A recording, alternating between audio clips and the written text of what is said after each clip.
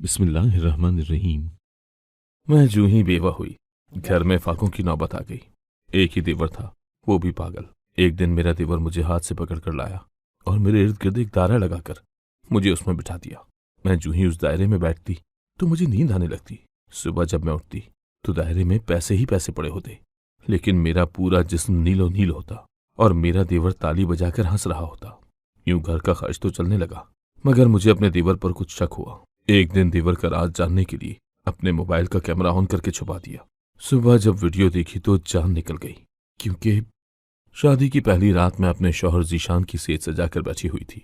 कच्ची उम्र थी, मगर इस उम्र में मेरी वालदा ने मुझे वफा और ईसार का बड़ा पक्का सबक पढ़ाकर भेजा था।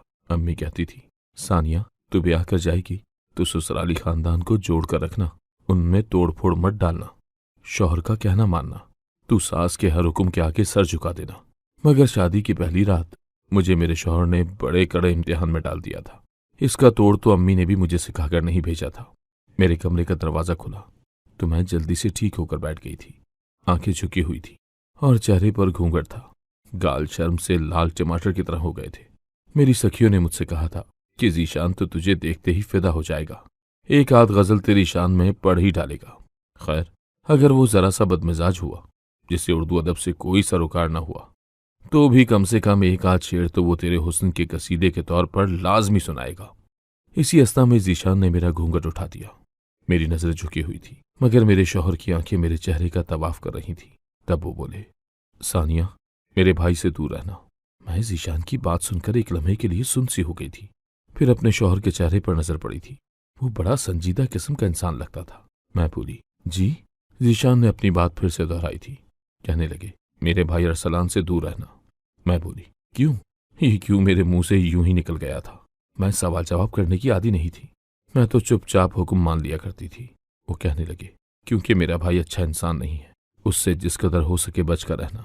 इतना कहकर जीशान उठकर कमरे से बाहर निकल गए थे, क्योंकि उनकी मोबाइल की घंटी बजने लगी थी। वो कमरे से बाहर निकले ही थे कि खौफ ने मुझे अपने हिसार में जकड़ लिया था। मैं सोच में पड़ गई कि या अल्लाह, ये किस जगह शादी हो गई मेरी।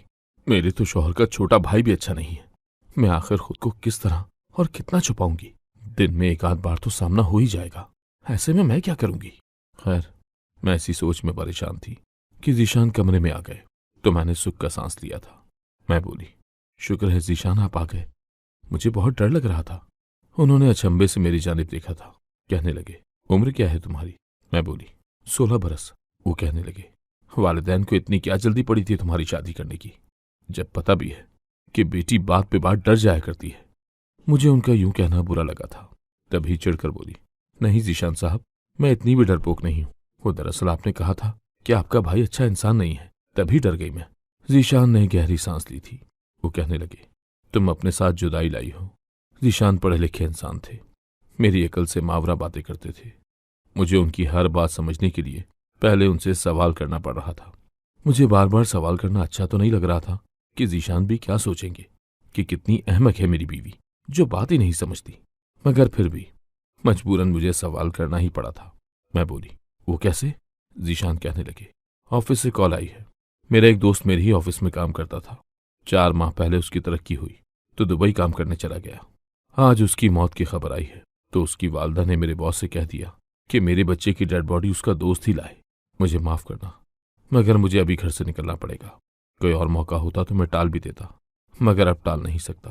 बात ही कुछ ऐसी है। और फिर मेरे देखते ही देखते जीशान ने अलमारी से 2 जोड़े निकालकर बैग में रखे और कमरे से बाहर निकल गए। मैं अभी भी हक्का बक्का ही बैठी थी। फिर न जाने उन्हें क्या याद आया तो वापस कमरे में चले आए। कहने लगे, सानिया ये तुम्हारी मुंह दिखाई की अंगूठी है, मैं देना भूल गया था।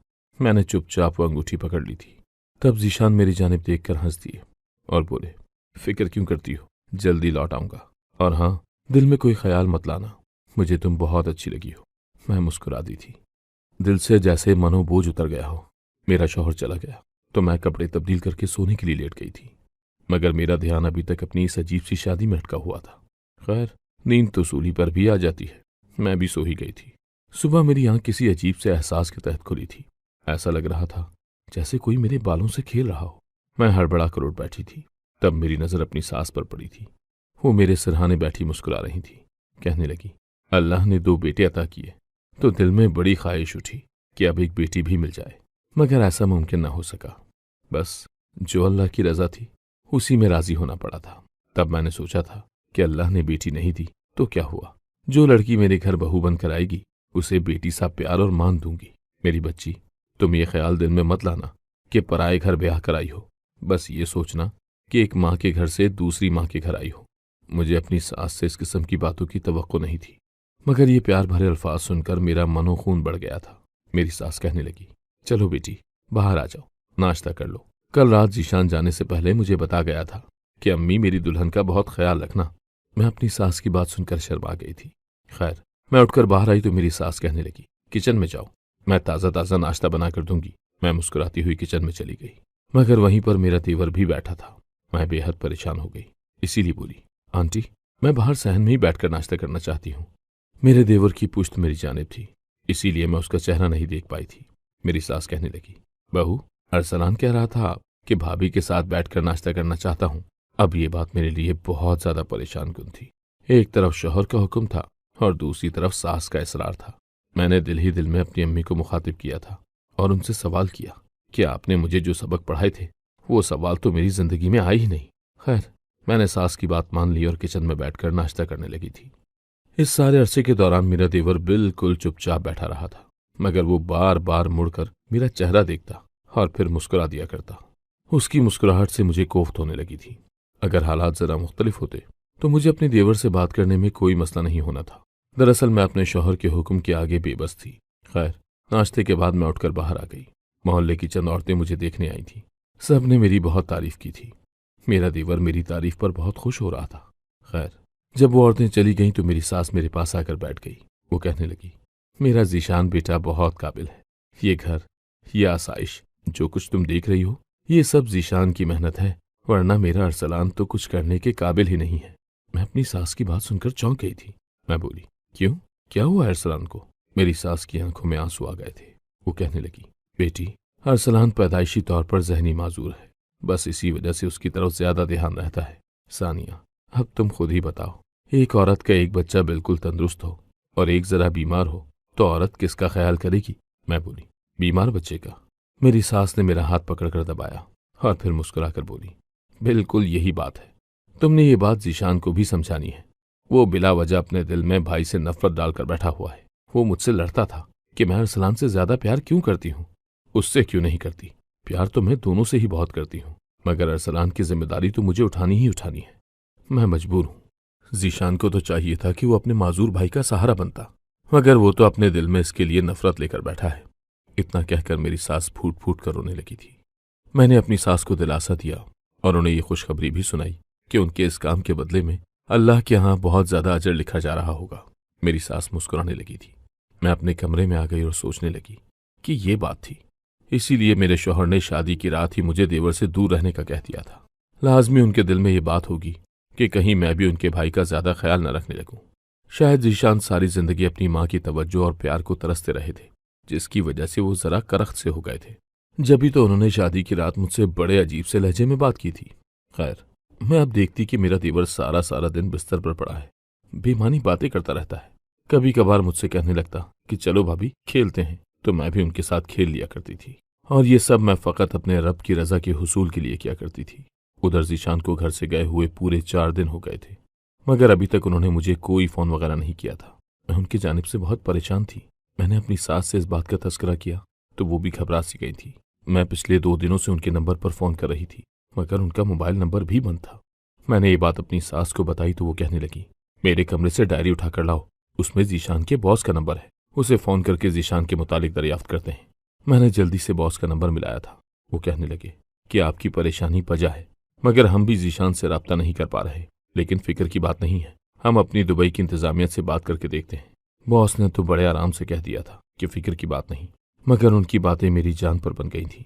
मैं एक एक लम्हा अजियत में गुजार रही थी। निकाह के बाद मुझे अपने शौहर से बेहद प्यार हो गया था। फिर शादी की रात उनसे चंद बातें हुई थी, गो के वो बातें प्यार मोहब्बत पर मबनी नहीं थी, फिर भी मुझे मेरे शौहर का असीर कर गई थी।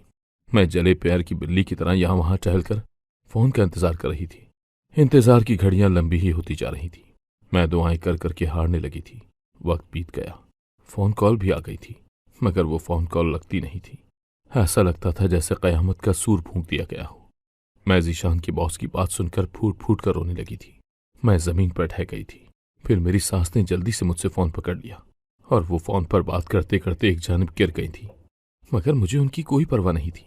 मैं तो अपने सदमे से ही नहीं निकल पा रही थी। आस पड़ोस के लोगों ने हमारी आहुजारी सुनी तो हमारे घर चले आए। सब मुझसे पूछ रहे थे कि आखिर हुआ क्या है। तो मैंने दीवार पर अपनी कराइयां मारकर सारी चूड़ियां तोड़ डाली थी और अपने बेवा होने की खबर उन्हें सुना डाली थी। हुआ कुछ यूं था कि जीशान अपने दोस्त की मैयत लेने अस्पताल जा रहे थे। रास्ते में उनका एक्सीडेंट हो गया और वो अपनी जान गंवा बैठे। ऐसे में मोहल्ले की औरतों की तवज्जो मेरी सास पर पड़ी थी। मेरी सास बेहोश पड़ी थी। उसे अस्पताल ले जाया गया तो पता चला कि उन्हें तो दिल का दौरा पड़ा है। उनके दिल के 3 वॉल्व बंद थे। डॉक्टर ने कह दिया कि उनका फौरी तौर पर बाईपास करवाना पड़ेगा। मैंने कुछ भी सोचे समझे बगैर सर्जरी के कागजात पर दस्तखत कर दिए थे। मुझे इल्म नहीं था कि पैसे वगैरह कहाँ पड़े हैं। 1 लाख तो जीशान के ऑफिस से आ गया था। बाकी पैसों के मुतालिक मेरी सास को ही इल्म था। सर्जरी के कुछ दिन तक उनकी तबीयत इस कदर खराब रही थी कि मैं उनसे कोई बात ही नहीं पूछ सकी थी।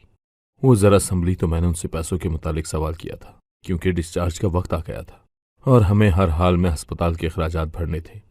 मेरी बात सुनकर तो मेरी सास को सांप सूंघ गया था। वो कहने लगी, बेटी, हम कोई लैंडलॉर्ड तो नहीं है जो पैसे बचा कर रखा करते थे।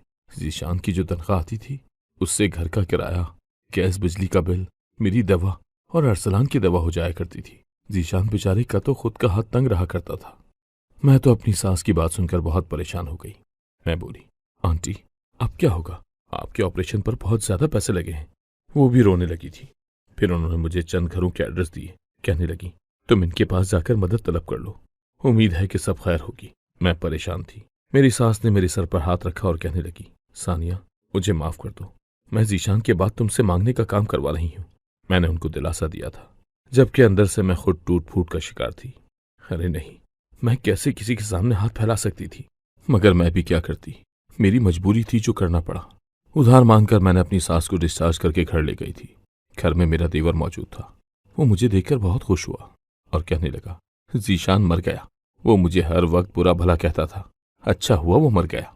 मुझे अरसलान की बात पर बहुत दुख हुआ था। मैं जानती भी थी कि वो जहनी बीमार है, मगर फिर भी उसकी इस बात ने मेरा दिल बहुत दुखा दिया था। जो भी था, हमारे पड़ोसी बहुत अच्छे थे, जिन्होंने इतने दिन तक मेरे देवर का ख्याल रखा था। हम सास बहू तो दोनों ही अस्पताल में थी। जीशान की मौत ने मेरी कमर तोड़ दी थी। भरी जवानी में बेवगी का गम मिला जो मिला, अब ये गुर्बत और उदासी मुझे अंदर ही अंदर से खा रही थी। घर में पड़ा राशन खत्म हो गया तो दुकानों से उधार मांगना पड़ा। कभी किसी पड़ोस से सालन मांगा तो कभी किसी से आटा। पड़ोसी अच्छे थे, मगर हालात अच्छे न थे। इस महंगाई के दौर में तो इंसान खुद का पेट पाल ले, यही बड़ी बात होती है। दुकानदारों ने उधार देना बंद कर दिया तो घर में फाकों की नौबत आ गई थी। दिन रात बहुत परेशानी के आलम में गुजर रहे थे। मेरी सास तो दवाइयों के जेर असर बेहोश रहती थी, जबकि मेरा देवर तो दुनिया जहां से बेखबर चारपाई पर लेटा आसमान पर उड़ती चिड़िया गिनता रहता था। मगरिब का वक्त हो चुका था। घर में राशन नहीं था तो हंडिया नहीं बनी और ना ही रोटी। मैं वजू करके नमाज पढ़ने लगी थी। मैंने अल्लाह से लौ लगा ली थी और कोई था भी नहीं जिससे मैं दिल की बात कहती। रात बीतती चली गई थी। हर सू हू का आलम था। तब मेरे कमरे के दरवाजे पर जरा सी दस्तक हुई थी। इससे पहले कि मैं उठकर बाहर निकलती, आने वाला खुद ही कमरे में दाखिल हो चुका था। वो कोई और नहीं, मेरा देवर था। उसने मेरा हाथ पकड़ा और तकरीबन खींचता हुआ मुझे बाहर ले गया था। मैं हक्का बक्का थी, मगर खौफ हर जज्बे पर हावी हो चुका था। मेरे देवर ने मुझे सहन में खड़ा कर दिया। उसने मेरे इर्द गिर्द एक गोल दायरा बना दिया था। मैं थर थर कांप रही थी।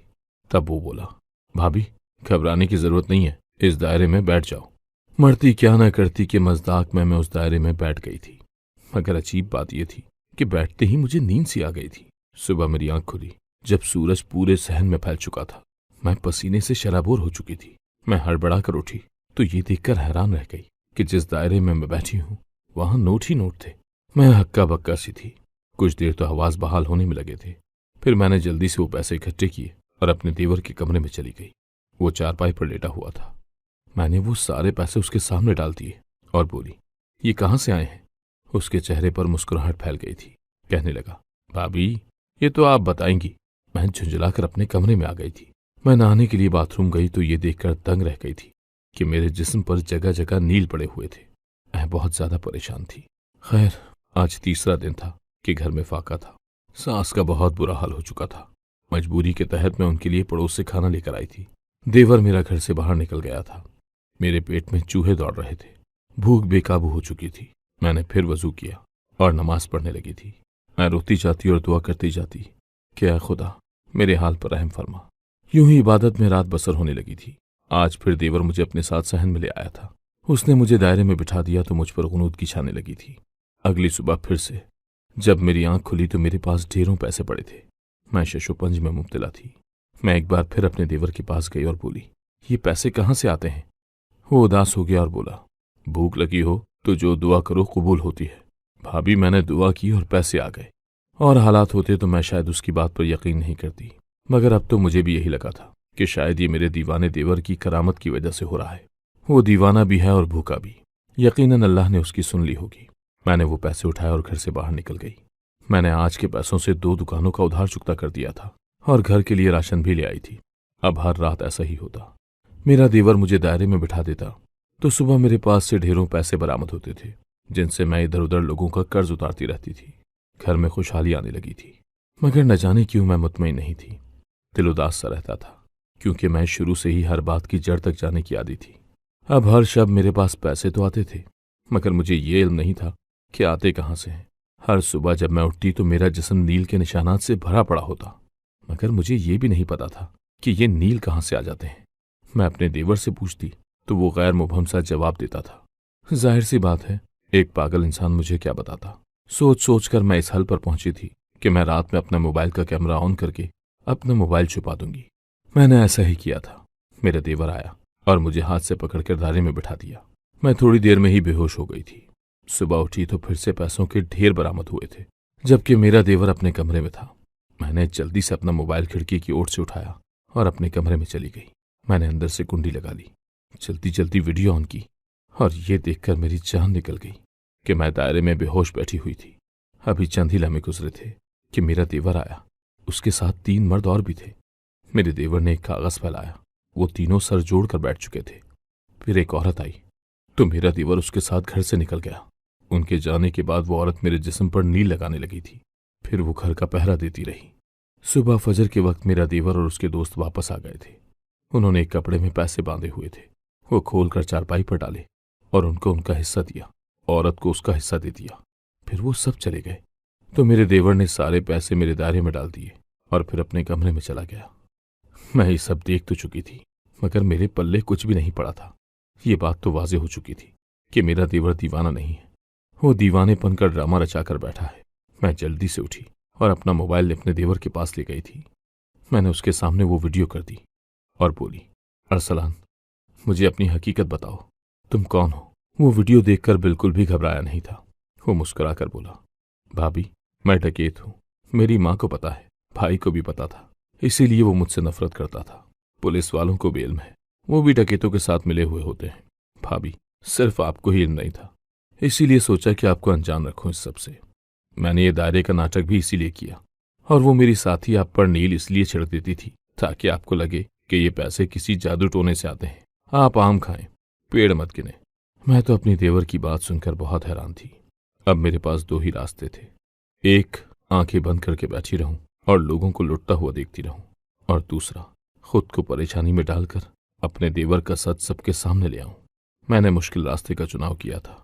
मैंने पुलिस में अपने देवर की कंप्लेन कर दी थी। उनकी गिरफ्तारी भी हो गई थी। फिर मुझे नहीं मालूम कि पुलिस ने उन्हें छोड़ दिया या हिरासत में रखा। मैं अपने वालिदैन के घर आ चुकी हूँ। मेरे हिस्से का हक अदा हो गया है। मेरे वालिद ने मेरे भरपूर इसरार पर मेरा एडमिशन कॉलेज में करवा दिया है। मैं अपनी अधूरी तालीम मुकम्मल करने लगी हूँ। जिंदगी ने मेरे हिस्से का सबक मुझे सिखा ही दिया है। अगर आपको आज की कहानी पसंद आई है तो वीडियो को जरूर लाइक कीजिएगा और अपने दोस्तों के साथ भी शेयर कीजिएगा। और हाँ, अगर आपने अभी तक हमारा चैनल सब्सक्राइब नहीं किया तो जरूर सब्सक्राइब करें। मिलते हैं कल एक नई और दिलचस्प कहानी के साथ। अल्लाह हाफिज।